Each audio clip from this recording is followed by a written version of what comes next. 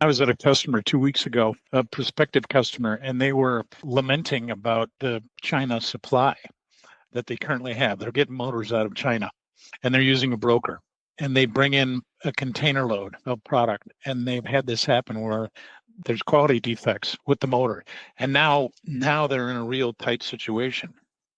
They've got an entire warehouse full of motors that they have to either sort through or return. And even if they have to return them, how do they do that and coordinate all of that and ship it back? And it's probably product they've already paid for, and they're dealing with an international company.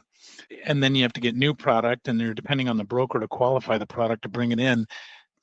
If we're not making product in-house, we go on site to the supplier and verify it. We qualify it to the tests they request before it leaves China, and then we recheck it. If we have inventory here, then we're holding on that inventory. And if there is, heaven forbid, some kind of a problem, we can sort through our inventory and coordinate all of the details associated with getting better product back. And then they still stay afloat because we're finding presumably a decent amount of good product if there was a problem, and there historically are not. As a matter of fact, they are looking to give us quoting opportunities on motors as we move into 2026. Can you imagine these people, these companies hiring all of the people they would need to hire to manage this?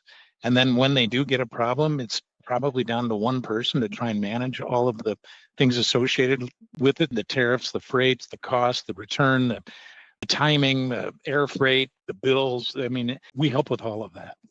This is where it goes back to our team in China. So we have a team employed by Hankscraft in the US and a team employed in China. And I would argue are better to represent that product. That's kind of how I would lead into it. Is do you use global supplied components or assemblies? How would you like to find a partner that can work with you on the upfront design and engineering aspects all the way through production and shipping, and then stock the product for you and ship it to you as needed? That, to me, would draw my attention. If I'm looking at that, I'm like, what? These guys are willing to stock? I would love to have somebody that could partner with me that's holding on to this inventory and shipping it to me as needed.